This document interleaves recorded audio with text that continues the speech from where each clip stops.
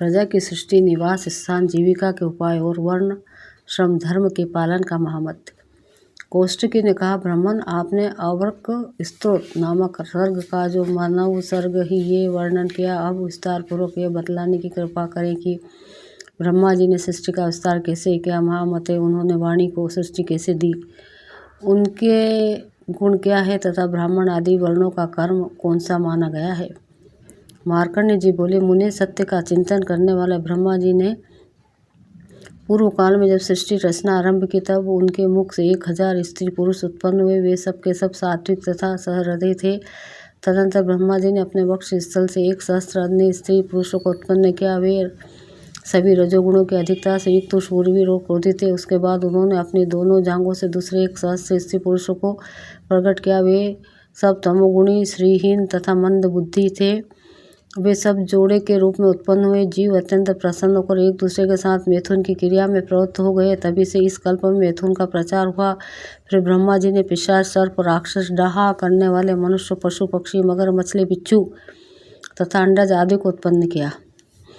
पहले की प्रजा सात्विक धर्मपरायण थी, अतः यहाँ सब और सुख शांति थी। इसके बाद कालांतर में उनके भीतर लोक का उदय हुआ। फिर वे शीत, उष्ण, सुधा आदि द्वंद्व प्रकट हुए। प्रजाओं ने उस द्वंद्व को दूर करने के लिए पहले पुरों का निर्माण किया। कुछ लोग मरुभूमि अथवा धन व देश को शत्रुओं के लिए दुर्गम समझकर उसमें रहने लगे। कुछ लोगों ने पर्वतों और गुफाओं का आश्रय लिया।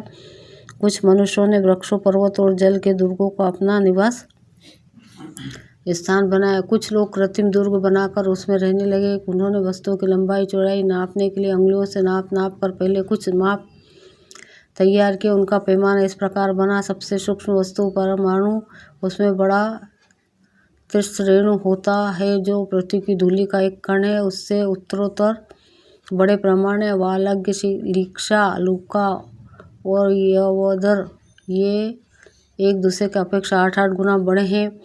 8 यव का 1 अंगुला, 6 अंगुला का 1 पद, 2 पद का 1 पीता और 2 पीते का 1 हाथ होता है। 4 हाथ का 1 धनुष दंड होता है।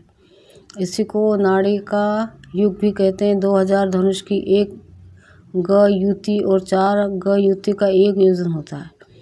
तदनंतर प्रजावर्ग ने अपने रहने के लिए पूर्व, खेत, द्रोणी, मुख, शाखा, नगर, खरवट, द्रोमी आदि का निर्माण किया। उन सब में ग्राम, गौशाला आदि की व्यवस्था करके वह पृथक पृथक निवास स्थान बनवाए, जिसके चारों ओर ऊंची 4 दीवारें हो, जो खाइयों में घिरा हो, जिसकी लंबाई 2 कोस, चौड़ाई उसका 8वां भाग हो, वह पूर्व कहलाता है। इसके पूर्व और उत्तर में जल प्रवाह का होना उत्तम माना गया। वहाँ से बाहर निकलने के लिए शुद्ध बांस का पुल बना होना चाहिए, जिसकी लंबाई चौड़ाई पूर्व की अपेक्षा अधिक हो, वह खेत कहलाता है। और जो पूर्व के चौथाई हिस्से के बराबर हो, उसे खरवट कहते हैं। जिसकी लंबाई चौड़ाई पूर्व के 8वें हिस्से के बराबर हो, वो द्रोणी मुखी कहलाता है। जहाँ 4 दीवारी और खाई नहीं है, उस पूर्व को खरवट कहते हैं। जहाँ मंत्री, सामंत और भोग के बहुत से समान हो, वहाँ शाखा नगर कहलाता है। जहाँ अधिकांश शूद्र हो, अपनी समृद्धि से युक्त किसान रहता हो, जो खेतों और उपभोग योग्य भूमि, बाग बगीचों के बीच में बसा हो, उसका नाम गांव है। जहाँ किसी कार्य के लिए मनुष्य अन्य नगर आदि से आकर बसते हैं, उसको बस्ती कहते हैं। जहाँ अधिकांश दूसरों का निवास है, जहाँ के रहने वाले अपने पास खेत न होने पर भी दूसरों की भूमि पर एक अधिकार जमाते और भुगते, वहाँ गांव को द्रोमी के नाम से पुकारा जाता है। वहाँ प्राय वे ही लोग निवास करते हैं जो राजा के प्रिय हो।